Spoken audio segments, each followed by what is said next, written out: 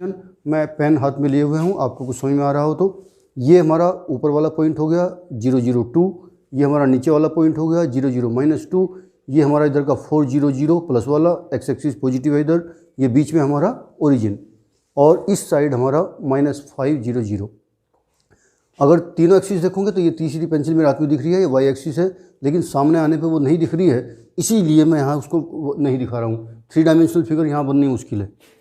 Yes dear students, आज electrostatics के कुछ न्यूमेरिकल्स करते हैं, और फर्स्ट न्यूमेरिकल ये लिखा हुआ है, a particle of mass m and charge q is thrown at a speed u against a uniform electric field E.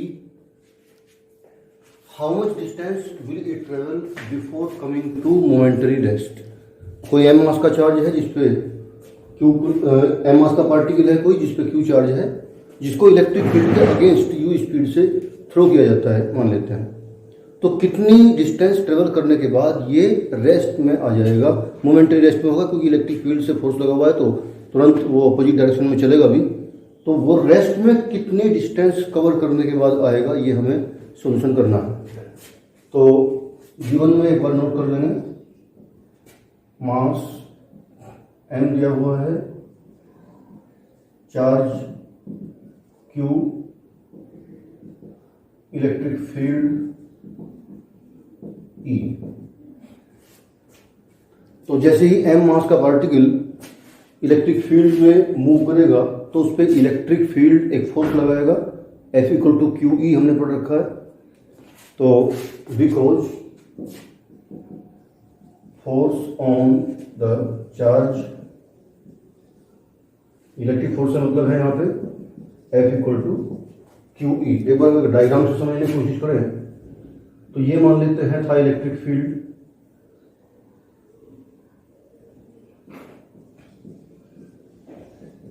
और इसमें चार्ज को m मास का चार्ज था, m मास और q चार्ज इस पे था, फील्ड के अगेंस्ट इसको फेंका गया, thrown speed against the uniform field. तो अगेंस्ट से मतलब है कि इस चार्ज पे फोर्स तो लगेगा फील्ड की डायरेक्शन में, लेकिन हमने मोशन कराई है इसकी फोर्स के अगेंस्ट, तो इसमें जो एक्सीलरेशन जनरेट होगा वो फील्ड के अगेंस्ट यानी निगेटिव एक्सीलरेशन जनरेट होना चाहिए, या ये कह दीजिए कि इसको जो मोशन है वो फील्ड के अगेंस्ट होने के कारण ये इसकी मोशन को रोकने की कोशिश करता रहेगा। तो ये फोर्स जो है हमारा जो डिस्प्लेसमेंट करेंगे, इतने डिस्प्लेसमेंट के बाद ये रेस्ट में आएगा, वो डिस्प्लेसमेंट इस फोर्स के अगेंस्ट होगा। तो अगेंस्ट होगा तो हम फोर्स को निगेटिव अगर मान लें तो ठीक रहेगा। तो therefore acceleration due to this force A = हम जानते हैं न्यूटन का सेकंड लॉ, F = m में, तो वहाँ से A की वैल्यू F/m रखी और F की वैल्यू ऊपर से पुट कर ली, तो -QE/m। ये हमारा एक्सीलरेशन जनरेट हो जाएगा इस चार्ज में, जो नेगेटिव एक्सीलरेशन है जिसको हम रिटार्डेशन भी कह देते हैं। अब यहाँ से इक्वेशन ऑफ मोशन के डेटा लेना शुरू करते हैं, because initial velocity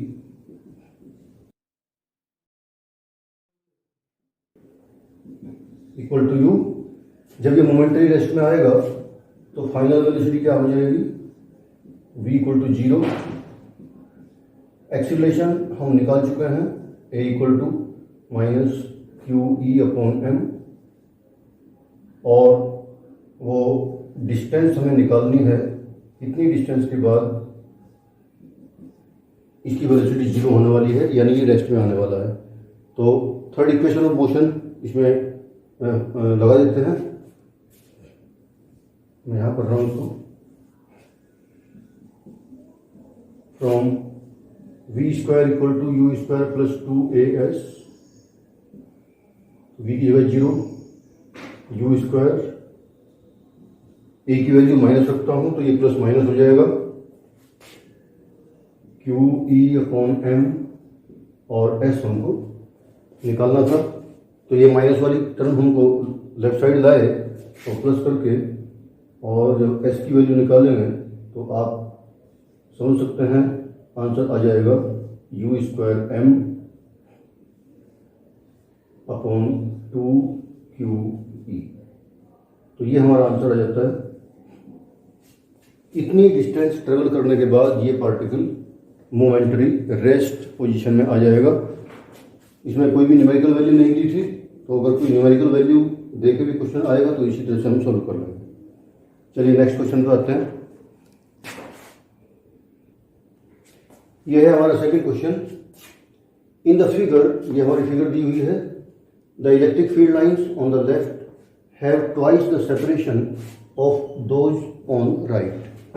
electric field lines दी हुई है, इसमें राइट साइड में जो सेपरेशन है वो लेफ्ट साइड के मुकाबले कम है, या उल्टा कह लीजिए कि लेफ्ट साइड का जो सेपरेशन है वो राइट साइड से ज़्यादा है, और ज़्यादा भी कितना है कि जस्ट डबल उसने कहा है। तो इलेक्ट्रिक फील्ड, अब ये हम जानते हैं कि इलेक्ट्रिक फील्ड लाइंस जितनी क्लोजर होंगी उतनी ही इलेक्ट्रिक फील्ड की स्ट्रेंथ वहाँ ज़्यादा होती है, और जितनी सेपरेशन ज़्यादा होता है इलेक्ट्रिक फील्ड उतना ही वहाँ पे वीक होता है। तो अगर ये डबल का इसने रेशो दिया है तो सेपरेशन डबल है तो इलेक्ट्रिक फील्ड भी डबल 2 टाइम्स घट गया होगा। जितना सेपरेशन घटेगा इलेक्ट्रिक फील्ड स्ट्रांग होगा। तो इसका मतलब ये आंसर तो हमें मिल जाना चाहिए कि सेकंड वाले का, what is the magnitude of field at B. यहाँ पे इलेक्ट्रिक फील्ड की वैल्यू कहीं दी क्या, ये इलेक्ट्रिक फील्ड ए पे 40 न्यूटन पर कूलम दिया है। अगर यहाँ पे 40 न्यूटन पर कूलम है तो बी पे सेपरेशन अगर ज़्यादा है 2 टाइम्स, तो बी पे फील्ड 2 टाइम्स कम हो जाना चाहिए। अगर यहाँ पे 40 दिया है तो यहाँ पे 20 तो हो ही जाना चाहिए। ये तो क्लियरली सेकंड पार्ट तो इजीली हो ही जाएगा। फर्स्ट पार्ट में भी कोई ज़्यादा बड़ी बात नहीं है। ए पे इलेक्ट्रिक फील्ड दिया है, प्रोटॉन का चार्ज हमें पता होना चाहिए। तो मैं ए पार्ट से शुरू करता हूँ। बिकॉज चार्ज ऑफ प्रोटॉन, ये सोल्यूशन स्टार्ट कर रहे हैं इस पार्ट में। बिकॉज चार्ज ऑफ प्रोटॉन हम जानते हैं Q equal to 1.6 10⁻⁹ coulomb positive होता है, और इलेक्ट्रिक फील्ड एट ए ये दिया है 40 न्यूटन पर coulomb. Therefore electric force 0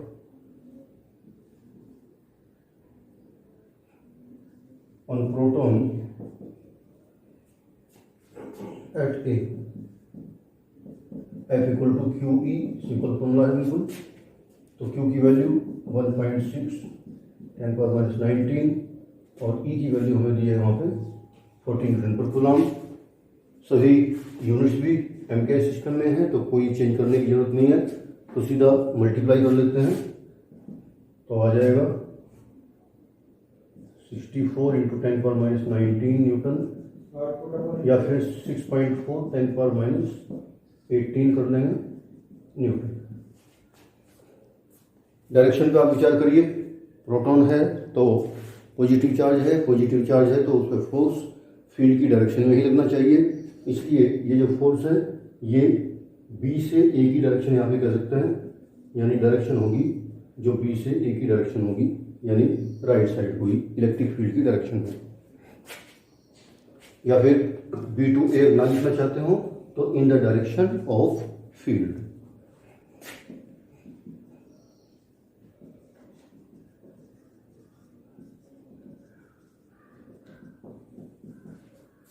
second part मैं पहले बता ही चुका हूं। Because separation at B equal to 2 times the separation at A, therefore electric field at B equal to E/2। ए पे जो इलेक्ट्रिक फील्ड था उसका हाफ करेंगे, यानी 20 न्यूटन पर कूलम। क्लियर है बात। सेपरेशन जितना ज़्यादा होगा उतना ही फील्ड की स्ट्रेंथ कम हो जाएगी। बी पे सेपरेशन डबल दिया है तो बी पे इलेक्ट्रिक फील्ड 2 टाइम्स वीक हो जाएगा। तो सिंपल क्वेश्चन था, बिल्कुल न्यूमेरिकल बेस्ड, वो फॉर्मूला बेस्ड है। तो इसके बाद नेक्स्ट क्वेश्चन लेते हैं। चश्मा रहेगा था। ये third question, 8 identical point charges of q coulomb each are placed at the corners of a cube of each side 0.1 metre. दो पार्ट्स में क्वेश्चन है, calculate electric field at centre of the cube, और second part calculate the field at centre when one of the corner charges is removed. ये थोड़ा सा अच्छा question है, पहले के मुकाबले तो उतना इजी नहीं है, लेकिन आप थोड़ा सा सीरियसली होकर करेंगे तो बिल्कुल आराम से हो जाएगा। आप क्यूब को इमेजिन कीजिए और उसके सभी 8 कॉर्नर्स पे इक्वल चार्जेज रखे हुए हैं, हर एक का चार्ज दिया हुआ है q कूलॉम। उसके सेंटर पे इलेक्ट्रिक फील्ड निकालना है। अगर हम दो इक्वल चार्जेज को आमने सामने माने और उनके मिड पॉइंट पे इलेक्ट्रिक फील्ड निकालें तो मिड पॉइंट तक की डिस्टेंस इक्वल होगी, चार्ज के मैग्नीट्यूड इक्वल हैं, और इलेक्ट्रिक फील्ड का फॉर्मूला होता है 1/4πε0 q/r²। दोनों सेम नेचर के चार्ज हैं, दोनों पॉजिटिव हैं, तो इसका इलेक्ट्रिक फील्ड इससे दूर की ओर होना चाहिए मिड पॉइंट पे, और इस वाले का इलेक्ट्रिक फील्ड भी उतना ही होगा मैग्नीट्यूड में, क्योंकि चार्ज भी सेम और डिस्टेंस भी सेम। तो दोनों इलेक्ट्रिक फील्ड इक्वल और अपोजिट डायरेक्शन में होने के कारण कैंसिल हो जाने चाहिए। तो सेम केस हम क्यूब में भी अप्लाई कर लेंगे कि आमने सामने के चार्जेज के हम पेयर बनाएं और एक एक पेयर का इलेक्ट्रिक फील्ड मिड पॉइंट पे यानी सेंटर पे और उस क्यूब के कैंसिल हो जाएंगे। तो सभी 8 चार्जेज के जो 4 पेयर्स बनेंगे, हर एक पेयर का नेट इलेक्ट्रिक फील्ड 0 होने के कारण पूरे क्यूब के सेंटर पे सभी चार्जेज का इलेक्ट्रिक फील्ड हो जाना चाहिए 0। तो बस उसको केवल हम मेंशन कर देंगे यहाँ पे कि all the charges of all the 4 pairs cancel their electric fields at the centre, hence net electric field must be 0। First part का आंसर तो आप इस तरह से कर सकते हैं। एग्जाम्पल मैंने बता दिया कि दो का पेयर बना के उनके इलेक्ट्रिक फील्ड कैंसिल हो जाएंगे, एक का पॉजिटिव आया तो दूसरा का उतने ही निगेटिव आ जाएगा और ये कैंसिल होके आ जाएगा 0। उसी तरह से कर लेंगे। यहाँ पे 3 डायमेंशनल फिगर बनाऊँ तो उसमें और थोड़ा कन्फ्यूजन ही हो सकता है। आप जिस रूम में बैठे हुए हैं वहीं पे आप कंसीडर कीजिए, चारों कोने ऊपर वाले, चारों कोने नीचे वाले, सभी पे एक एक चार्ज रखिए और नीचे वाले कोने से ऊपर वाले कोने की एक लाइन मिलाइए और दोनों के आमने सामने के जो इलेक्ट्रिक फील्ड है वो कैंसिल हो जाएंगे। उसी तरह से हर एक नीचे वाले कोने का ऊपर वाले कोने से पेयर बनाते रहिए और सारे इलेक्ट्रिक फील्ड कैंसिल हो जाएंगे। तो फर्स्ट का आंसर तो यही हो जाएगा, because the electric fields of the charges of all 4 pairs will cancel out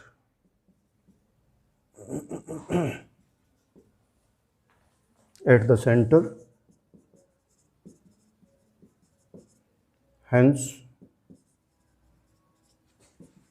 net electric field at the center E equal to 0। First part इस तरह से सोल्व करेंगे। सेकंड पार्ट को लेकर चलते हैं। सेकंड पार्ट में पूछा है calculate the field at centre when one of the corner charges is removed. जो टोटल हमारे 8 चार्जेज थे उनमें से अगर एक चार्ज को रिमूव कर दिया जाए तो सेंटर पे इलेक्ट्रिक फील्ड अब कितना रह जाएगा।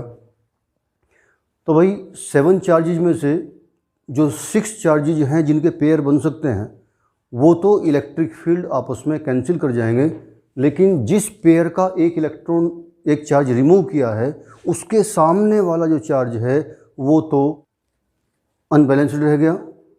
उसका इलेक्ट्रिक फील्ड को काउंटर करने वाला सामने वाला चार्ज रिमूव कर दिया गया है, इसलिए उसके इलेक्ट्रिक फील्ड को कैंसिल करने वाला कोई रहा नहीं।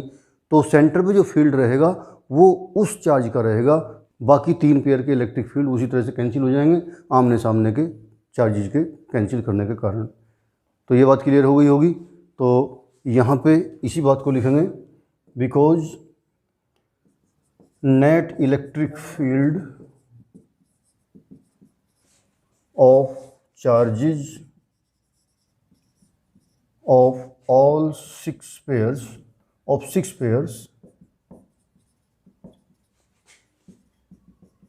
will cancel out, but the electric field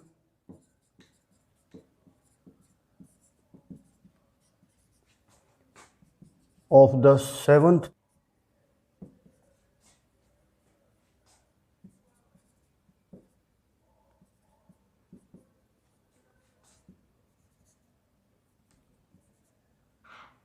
will not be cancelled now, क्योंकि उसके सामने वाला चार्ज जो उसके इलेक्ट्रिक फील्ड को कैंसिल करता वो रिमूव कर दिया गया है। Therefore now electric field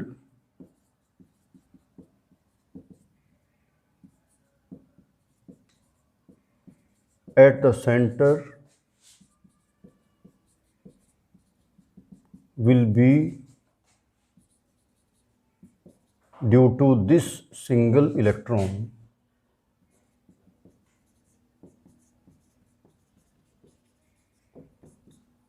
जो 4th पेयर का सिंगल इलेक्ट्रॉन बचा है उसका इलेक्ट्रिक फील्ड ही अब सेंटर पे इलेक्ट्रिक फील्ड होगा, बाकी जो 6 इलेक्ट्रॉन के पेयर बने थे उनके इलेक्ट्रिक फील्ड तो कैंसिल हो गए होंगे। अब इलेक्ट्रिक फील्ड का फॉर्मूला हम जानते हैं कि अगर कोई क्यू चार्ज है उससे r डिस्टेंस पे इलेक्ट्रिक फील्ड निकालना है तो इलेक्ट्रिक फील्ड का फॉर्मूला E = 1/4πε0 Q/r²। तो यहाँ पे चार्ज तो हमें Q दिया है लेकिन डिस्टेंस हमें 0.1 मीटर की हेल्प से निकालनी पड़ेगी। 0.1 मीटर उस क्यूब की एक साइड दी हुई है, not the distance from the centre of the cube. तो साइड की हेल्प से ही हमको सेंटर तक की डिस्टेंस निकालनी होती है, और ये सेंटर जो पड़ेगा आप जब इसको कैलकुलेट करेंगे तो उसके डायगोनल्स के इंटरसेक्शन पॉइंट पे पड़ेगा। तो हम एक क्यूब का वो डायगोनल निकालते हैं और उस डायगोनल की डिस्टेंस क्या होती है वो आपने फॉर्मूला पढ़ा होगा। तो पहले मैं r की वैल्यू निकालने के लिए कोशिश करता हूँ। Because side of the cube equal to 0.1 metre, therefore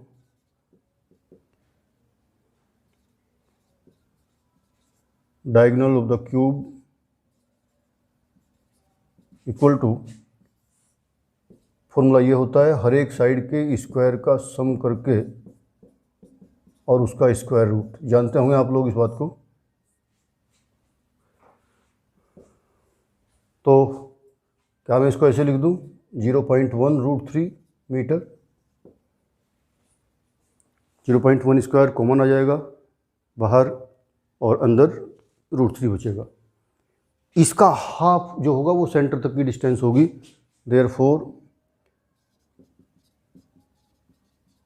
distance r या distance of the centre of the cube from the corner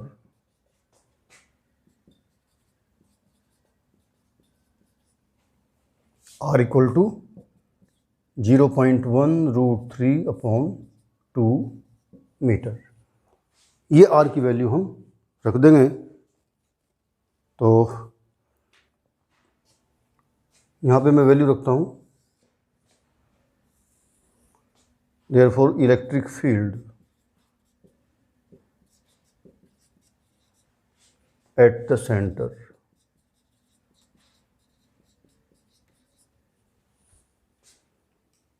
screen पर आ रहा है, E = फॉर्मूला लगाया 1/4πε0 Q/r²। 1/4πε0 की वैल्यू हम जानते हैं 9 × 10⁹। r की वैल्यू हमारी आ चुकी है, ये इसका स्क्वायर करेंगे, Q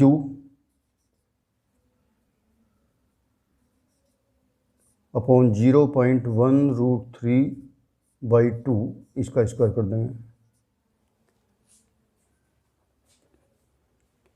आगे की कैलकुलेशन कर लेंगे, आप लोग मेरे ख्याल से कर लेंगे इस काम को।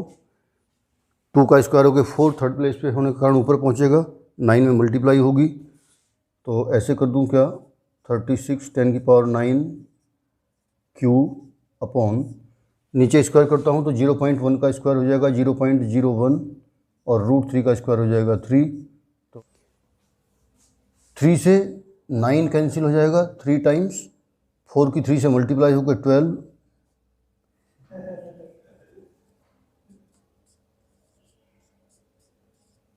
0.01 को 10⁻² में कन्वर्ट कर सकता हूँ और 10⁻² ऊपर ले जाके प्लस हो जाएगी और 9 में ऐड होके 10⁻11 न्यूटन पर कूलम हो जाना चाहिए, या फिर इसको 1.2 × 10⁻12 न्यूटन पर कूलम।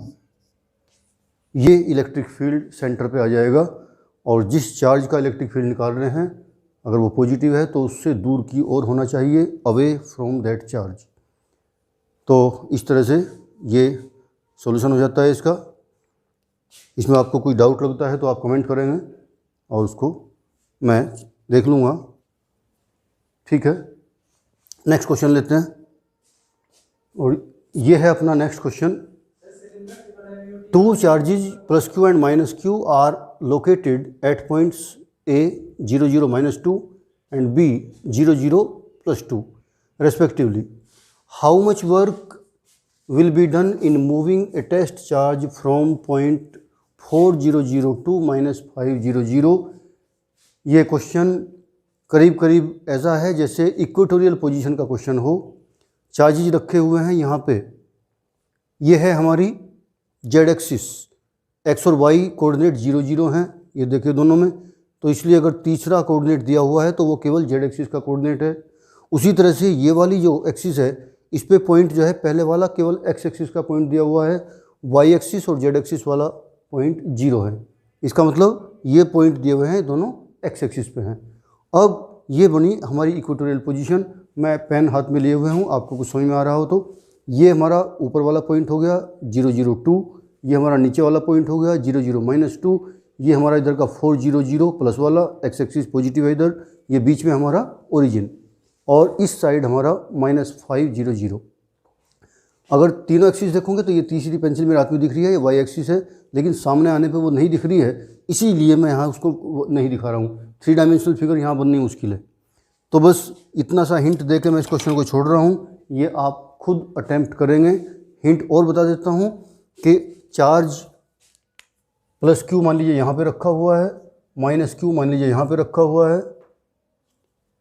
अच्छा माइनस वाले पे +Q है और यहाँ पे -Q रेस्पेक्टिवली, का मतलब हो गया कि पहले वाला चार्ज पहले वाले पॉइंट पे, तो -2 वाले पे +Q और +2 वाले पे -Q। तो किसी टेस्ट चार्ज को, टेस्ट चार्ज की वैल्यू कुछ नहीं दी है, कोई भी कितनी भी बड़ी क्वांटिटी का हो सकता है, तो इन दोनों पॉइंट्स के बीच अगर उसको मूव कराया जाए 400 से -500 तक, तो हमें इन दोनों के इलेक्ट्रिक फील्ड में, हम जानते हैं इलेक्ट्रिक फील्ड अगर E हो तो किसी चार्ज Q पे फोर्स F=Q ही लगता है, और फोर्स के साथ साथ अगर डिस्प्लेसमेंट करें तो वर्क डन आ सकता है, तो W=F × कोई डिस्प्लेसमेंट जो भी होगा। तो यहाँ डिस्प्लेसमेंट तो हो सकता है 4 ये और 5 ये, 9 का डिस्प्लेसमेंट बनता है अगर ये मीटर में लें तो। लेकिन बात यह है कि फोर्स क्या लगेगा, किस डायरेक्शन में लगेगा, क्योंकि ये दोनों वेक्टर क्वांटिटी हैं और अगर दोनों के बीच का एंगल 90 डिग्री हुआ तो फिर वर्क डन आ जाता है 0। अगर मैं इसकी डॉट प्रोडक्ट खोलता हूँ तो Fs cos थीटा और थीटा 90 हो जाता है, तो फिर वर्क डन आता है 0।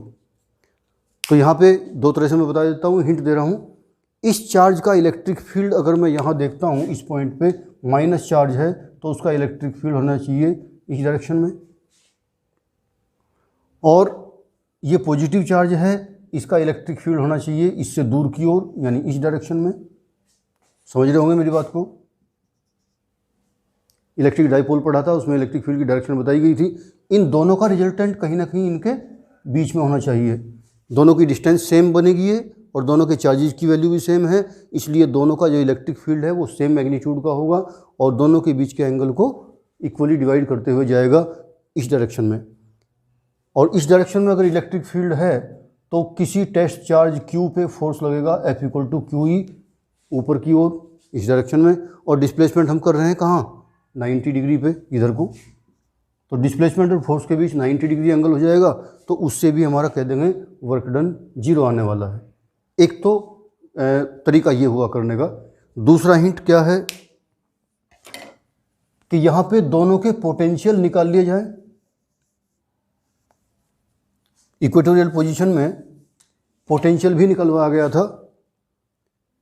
अगर ये डिस्टेंस दोनों की हम निकाल के देखें, अगर मान लीजिए r आ जाती है तो इस वाले का पोटेंशियल क्या बनेगा, 1/4πε0 -Q/r। पॉजिटिव वाले का क्या बनेगा, 1/4πε0 + Q/r। और दोनों को ऐड कर देता हूँ तो नेट पोटेंशियल क्या आ जाएगा, एक का प्लस एक का माइनस 0। और जीरो पोटेंशियल इस इक्वेटोरियल लाइन पे कहीं भी हम ले लें, हर जगह जीरो पोटेंशियल होगा। और जीरो पोटेंशियल पे किसी भी चार्ज को अगर मूव कराया जाए तो W = V × Q से भी V की वैल्यू 0, चार्ज कितना भी हो मल्टीप्लाई करके 0 आ जाना चाहिए। तो इस हिंट की हेल्प से आप इसका सॉल्यूशन खुद करेंगे और कोई डाउट होगा तो कमेंट में लिखेंगे। चलिए नेक्स्ट क्वेश्चन है अपना, an electric dipole of length 10 centimetre having charges ±6 × 10⁻³ coulomb placed at 30 degree with respect to a uniform electric field experiences a torque of magnitude 6√3 Newton meter. Calculate, दो part में question है, magnitude of electric field and potential energy of dipole. तो given में हमें क्या क्या है, length of dipole 10 centimetre,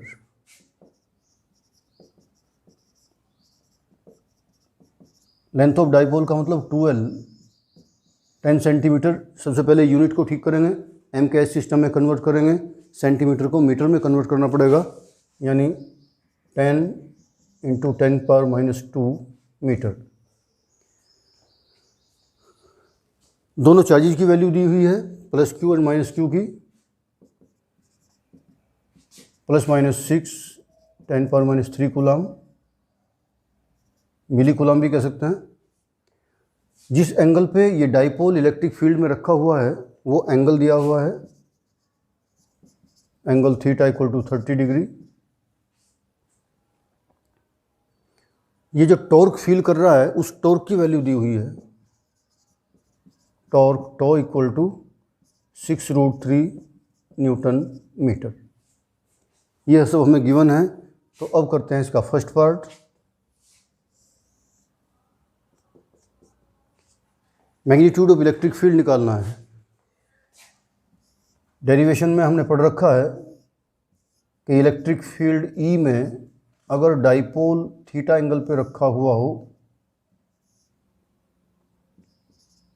जिसकी लेंथ 2L हो, जिसके चार्जेज +Q -Q हो, इलेक्ट्रिक फील्ड E में रखा हुआ हो, तो टो की वैल्यू होती थी PE sin θ। एक मिनट में थोड़ा इंक यूज कर लेता हूँ।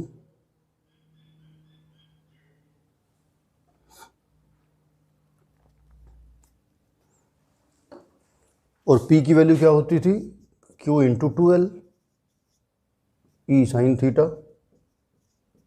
तो सिंपल फॉर्मूला बेस्ड क्वेश्चन है। तो फर्स्ट पार्ट में बिकॉज टॉर्क τ = PE sin θ और P की वैल्यू भी Q × 2L करते हुए × E sin θ। वैल्यू हमें E की निकालनी है, मैग्नीट्यूड ऑफ इलेक्ट्रिक फील्ड। तो E की वैल्यू निकालनी है तो E = τ/2L Q into 2L into sine theta. Magnitude कहा है तो फिर वेक्टर क्वांटिटी, वेक्टर का कॉन्सेप्ट देने की ज़रूरत नहीं है, हम टॉर्क का भी मैग्नीट्यूड ही निकाल रहे हैं और सबकी वैल्यू यहाँ पे पुट कर देते हैं। E इक्वल टू टॉर्क हमें दिया हुआ है 6√3, चार्ज कोई भी एक चार्ज का मैग्नीट्यूड लिखेंगे 6 इंटू 10⁻³ 12 हमें 10 सेंटीमीटर दिया हुआ था, 10 इंटू 10⁻² मीटर में कन्वर्ट किया था। और आगे वैल्यू साइन 30 की, साइन 30 की वैल्यू जानते हैं 1/2, तो इनकी वैल्यू पुट कर लेंगे। 6 से 6 कैंसिल कर देता हूँ, तो √3 अपॉन 10⁻⁻5 ऐसे कर लेता हूँ इंटू 10 और साइन 30 की वैल्यू 1/2, ये 2 से 10 कैंसिल कर दिया, तो √3/5 इंटू 10⁵, √3/5 इंटू 10⁵ न्यूटन पर कूलम। ये हमारा आंसर आ जाना चाहिए। चाहो तो 5 से डिवाइड करके इसको 0.2 इंटू 0.2 √3 10⁵, या फिर 2 का पॉइंट हटा दें तो 2√3 10⁴, ये भी लिख सकते हैं। तो सिंपल था बिल्कुल, formula based question. Second part में पूछा है पोटेंशियल एनर्जी ऑफ डाइपोल, तो पोटेंशियल एनर्जी का भी सीधा फॉर्मूला बेस्ड सॉल्यूशन कर सकते हैं आप। तो सेकंड पार्ट में because potential energy of dipole, potential energy का फॉर्मूला सबको याद होना चाहिए, है भी या नहीं सबको याद? तो पोटेंशियल एनर्जी का फॉर्मूला था P equal to -PE cos theta. सबकी वैल्यू यहाँ पर कर देंगे। P का मतलब Q into 2L, E cos theta, theta है हमारा 30, E हम निकाल चुके हैं, यहाँ से लेके आइए। Q दिया हुआ है 6 इंटू 10⁻3, 2L की वैल्यू 10 इंटू 10⁻², E हम निकाल चुके हैं 2√3 10⁴, और फिर cos 30, cos 30 की वैल्यू होती है √3/2, तो कितना हो गया हमारा 6 10 2, इन सब की मल्टीप्लाई एक साथ कर लेते हैं 120, तो -120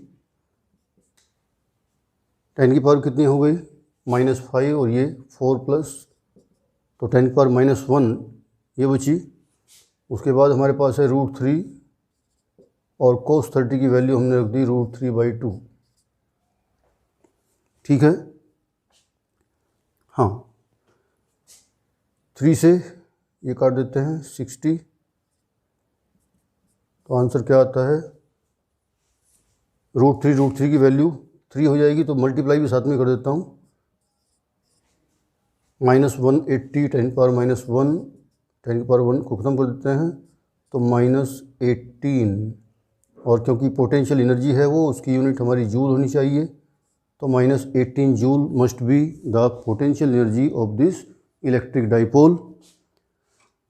तो दैट्स ऑल फॉर टुडे। बाकी आप अटेम्प्ट करिए कुछ क्वेश्चंस और बाद में करते हैं। आज के लिए इतना ही। Thank you very much.